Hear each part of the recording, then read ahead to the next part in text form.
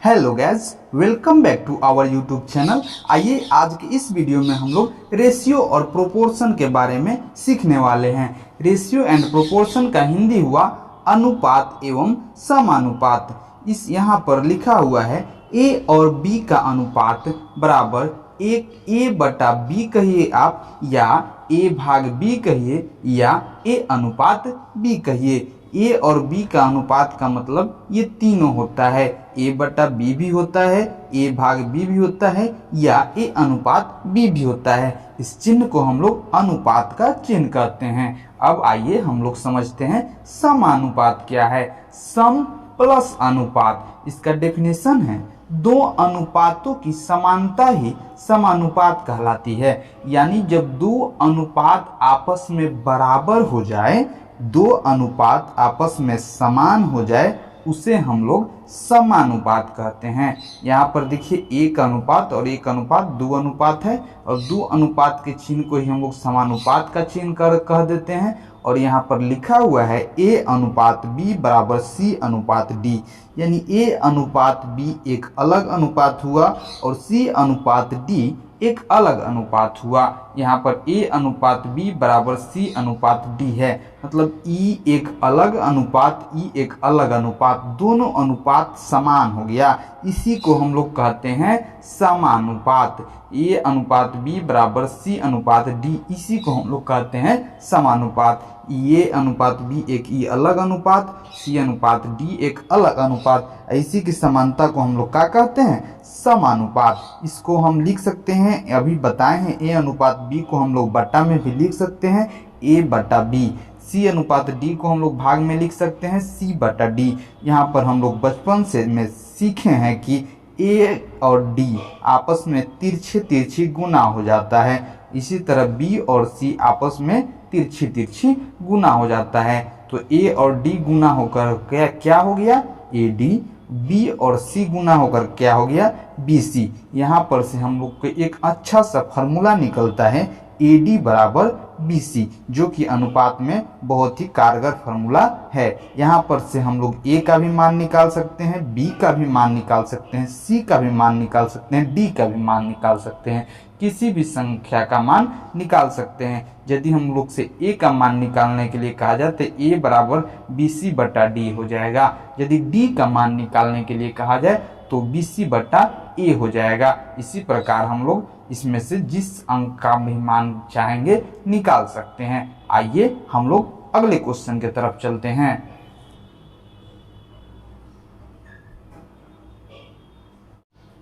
आइए अब हम लोग समझते हैं विलोमानुपात। यानी हम लोग कुछ इंपॉर्टेंट फार्मूला के बारे में समझते हैं। उसमें पहले है विलोमानुपात, यानी ए अनुपात बी का विलोम क्या होगा? 1/a अनुपात 1/b। ये आपस में बदल जाएगा, यानी b अनुपात a हो जाएगा।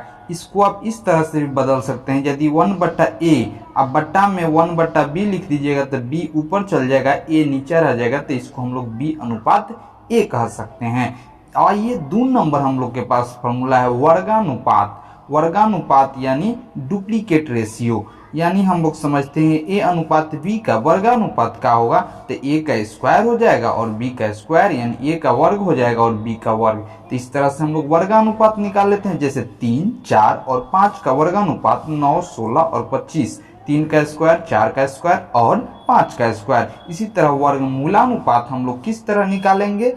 ए अनुपात बी का वर्गमूलानुपात निकालने के लिए कहा जाए तो हम लोग ए का भी वर्गमूल निकाल देंगे और बी का भी वर्गमूल निकाल देंगे। जैसे कि √49 और √25 225 का वर्गमूलानुपात क्या होगा? तो हम लोग बता देंगे इसका 49 का वर्गमूल 7 और 225 का वर्गमूल 15। तो हम लोग बता सकते हैं कि √49 और √225 का वर्गमूलानुपात 7/15 होगा। आइए हम लोग आगे का कंसेप्ट सीखते हैं। हेलो गैस, आइए अभी हम लोग समझते हैं कि घनानुपात का अर्थ क्या होता है। घनानुपात यानी जैसे कि ए अनुपात बी है तो इसी का घन कर दिया जाए ए क्यू अनुपात बी क्यू। जैसे 3/4 का घनानुपात क्या होगा? 27/64।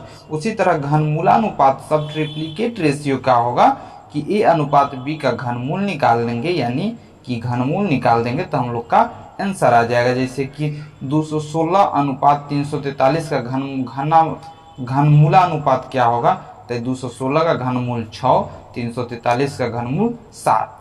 तो हम लोग समझ गए इसके बारे में। आइए हम लोग आगे के कुछ इंपॉर्टेंट फार्मूला के बारे में समझते हैं। एक टर्म आता है मिश्र अनुपात यानी कंपाउंड रेशियो। ये फार्मूला समझने वाला फार्मूला होता है।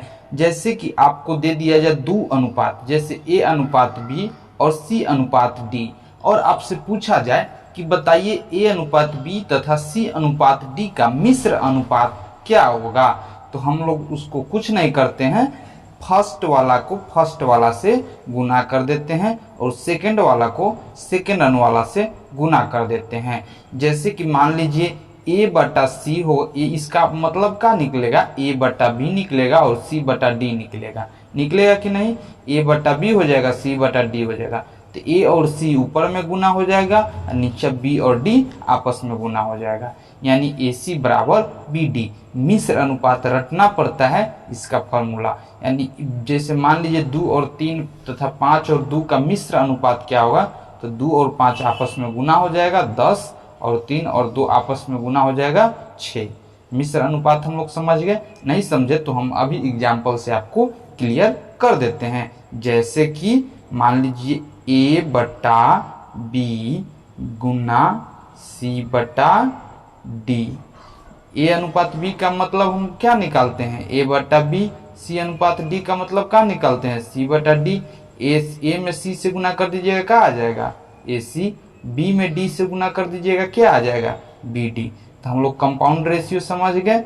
इसी के ऊपर वाला को ऊपर वाला से, नीचा वाला को नीचा वाला से गुना कर देते हैं तो कंपाउंड रेशियो यानी मिश्र अनुपात निकल जाता है। तो 2 अनुपात 3 तथा 5 अनुपात 2 का मिश्र अनुपात क्या निकलेगा, हम लोग इसको इसे लिखेंगे तो 2 पचे 10 और 3 दूना 6 आ जाएगा। ठीक है, हम लोग समझ गए।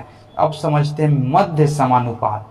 A और B का जब हमसे मध्य समानुपात पूछा जाए तो हम लोग सीधे करते हैं कि उसका रूट निकाल लेते हैं। जैसे हम लोग से क्वेश्चन पूछा जाए कि 3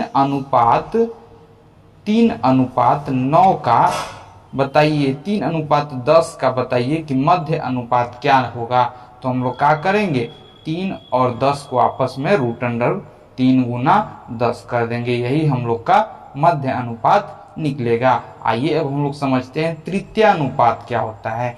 A तथा B का तृतीय अनुपात जब भी हम लोग से पूछा जाए निकालने के लिए तो हम लोग B का स्क्वायर कर देते हैं, बट्टा में A लिख देते हैं।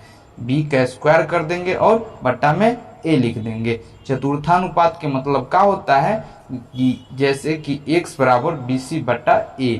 इसका फॉर्मूला ये सब हम लोग को रटना पड़ता है। यदि एग्जाम में क्वेश्चन डायरेक्ट तृतीयानुपात से पूछता है तो हम लोग B स्क्वायर बट्टा A लिखेंगे।